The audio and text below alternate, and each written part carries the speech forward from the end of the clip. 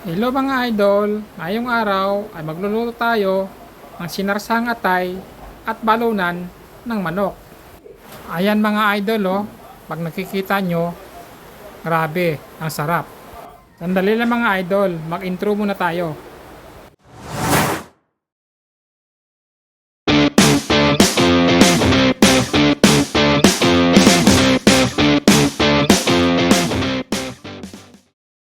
Isang mabilis lang to mga idol. Ayan, maglagay tayo ng mantika sa mainit na kawali. Pagkatapos nyan, maglagay tayo ng luya.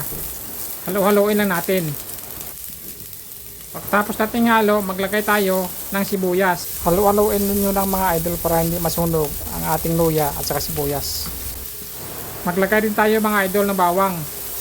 Halo-haloin nyo lang mga idol hanggang magkulay brown ang ating luya, bawang at saka sibuyas.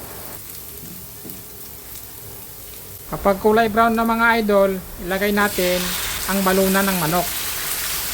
Halo-haloin lang natin mga idol ha. Mga idol, pag nakita nyo ang luya ay magpatanggal ng lansa. Tuloy-tuloy lang mga idol sa paghalo hanggang yung mong gizzard ay kumatas. Ayan na, kumatas na siya.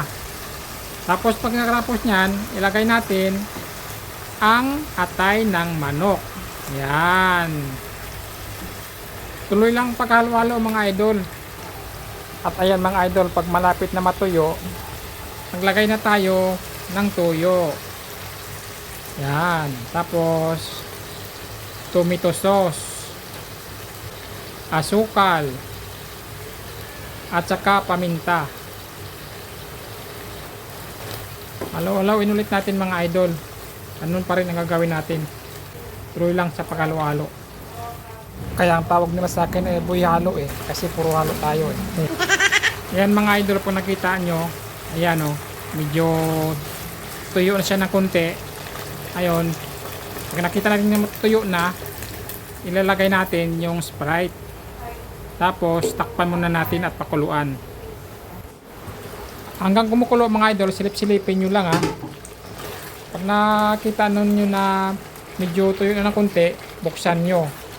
Pagkatapos na nabuksan, ilalagay nyo ang red bell pepper at saka green chili. Halo-haloin nyo na mga idol. Ayan, malapit na malapit na maluto. Ayan. Pero huwag nyo kalimutan idol tikman nyo rin kasi hindi naman tayo perfecto Ayan, pero sa akin tama na yung lasa. Yan, ito na mga idol, yung natin, yung sinarsahang atay at balunan ng manok. Ayan mga idol diba? Kita nyo, sarap. Yan, thank you mga idol sa panood ng aking video. Salamat mga idol. Mag-ingat po kayo mga idol. God bless.